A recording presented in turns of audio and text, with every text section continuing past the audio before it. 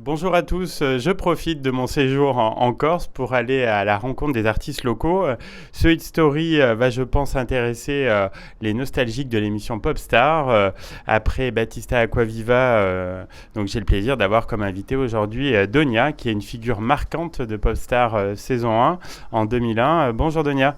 Bonjour. Après Popstar, vous signez un contrat chez M6 Interaction et pour un single en 2002, À quoi tu joues. Donc ils ont vu tout de suite votre potentiel artistique et commercial aussi. Oui, ça c'est sûr. Oui, bon après j'ai été quand même moi les solliciter. Hein, ils sont pas venus à moi. C'est moi qui ai fait un petit peu le tour des maisons de disques après l'émission. Et alors comment il est né ce titre? Donc vous avez été associé à la création au niveau des paroles, de la musique.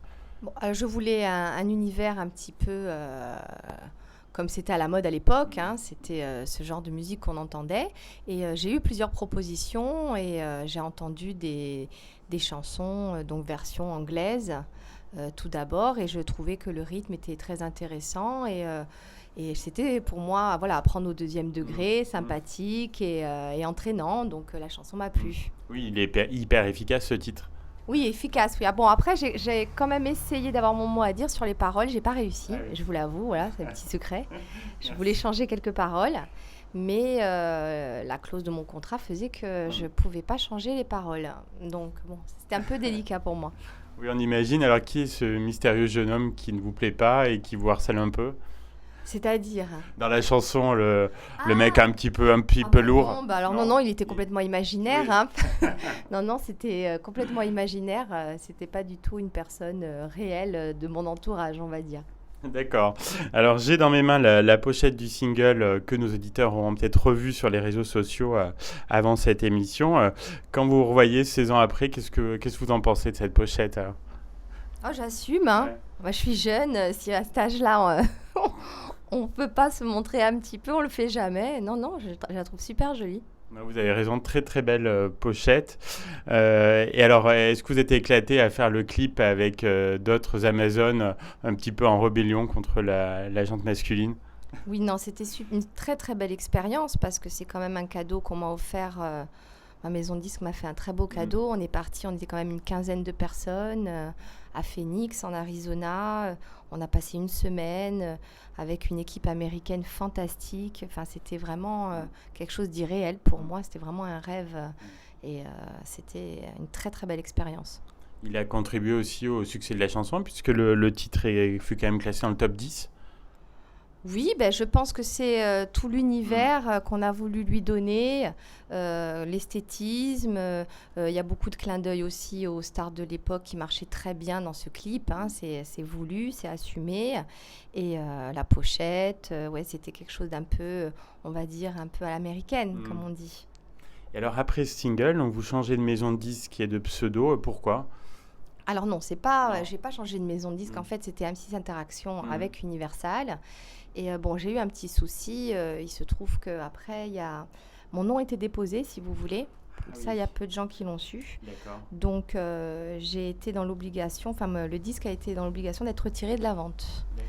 Donc, d'où après, on voulait faire avec Donia Esther. Mais voilà, ça a eu quand même pas mal d'impact sur Ouais. ça. Et voilà, c'est une erreur qui a été faite. Bon, c'est pas grave Mm. en soi, hein, mais enfin, sur le coup, du coup, c'était Mm. quand même important, quoi.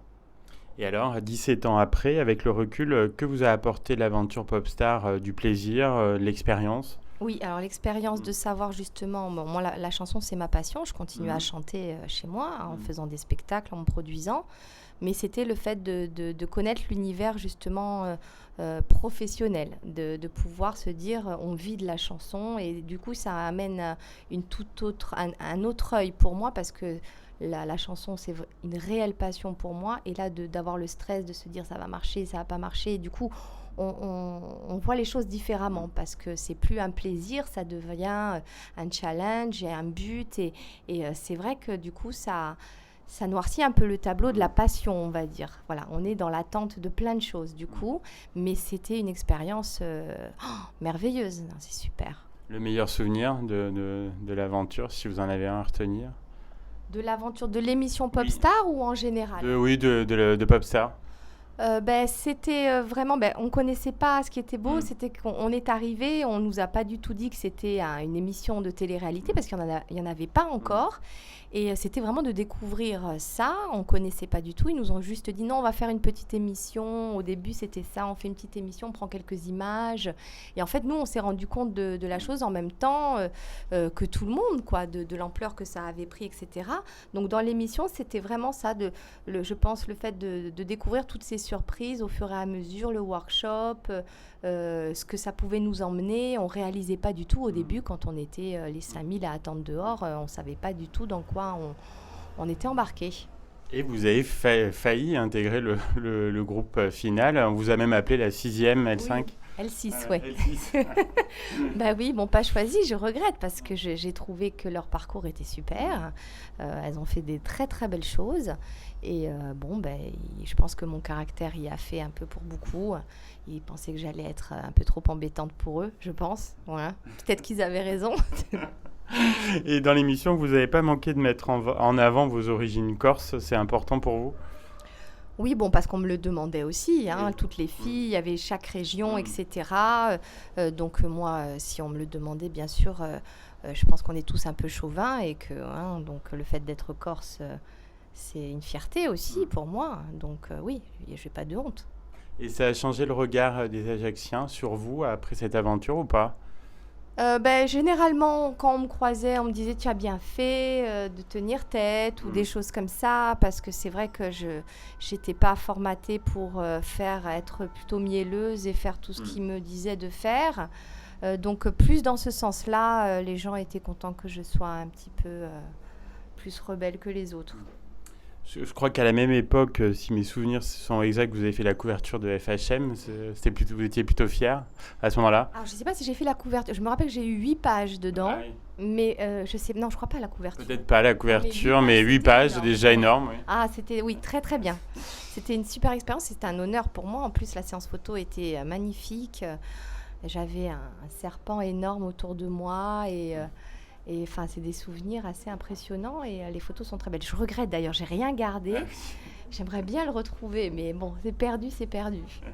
Donc vous avez bien continué dans la mode et développé votre activité de styliste. Votre boutique Donia Esther fonctionne bien? Oui, elle a 18 ans déjà maintenant, donc oui, ça fait 18 ans que je propose ma propre marque et aussi d'autres marques de prêt-à-porter. Et en 18 ans, on a le temps de s'installer, donc c'est quelque chose qui se confirme et j'espère qu'il continuera dans le temps. Mais oui, c'est vrai que je suis plus ou moins établie ici sur ce plan-là. Et alors, qu'est-ce qui vous plaît le plus dans ce métier? Je crois que c'est le rapport que j'ai à créer, par exemple une robe de mariée pour une jeune femme, de faire quelque chose d'unique et le partage que j'ai avec elle, parce que c'est des moments merveilleux et ce contact-là que je peux avoir en créant et en faisant des broderies, en travaillant les dentelles, ça c'est vraiment des moments privilégiés et uniques de partage, on va dire. Et alors, un retour en force dans la chanson, c'est quelque chose d'envisageable? Si par exemple on vous propose une tournée avec des anciens des télécrochets, ce qui devrait arriver dans les prochaines années. Oui, je crois d'ailleurs que les L5 vont faire une tournée, je trouve ça super. Ah ben, elles m'ont pas appelé, hein. Elles sont pas au complet, elles auraient pu penser à moi. Oui, non, ça m'aurait plu de faire, comme on dit, un one-shot, ça oui, parce que ma vie, bien sûr, on peut pas tout arrêter, mais de faire ce qu'on appelle un one-shot, une tournée, ou de s'amuser à refaire un petit truc, ça bien sûr, c'est au contraire, c'est sans problème. Eh ben, le message est passé. Merci beaucoup, Donia. C'était vraiment un plaisir de vous rencontrer. Et puis, une bonne continuation dans vos activités. On va réécouter tout de suite à quoi tu joues. Merci beaucoup, au revoir.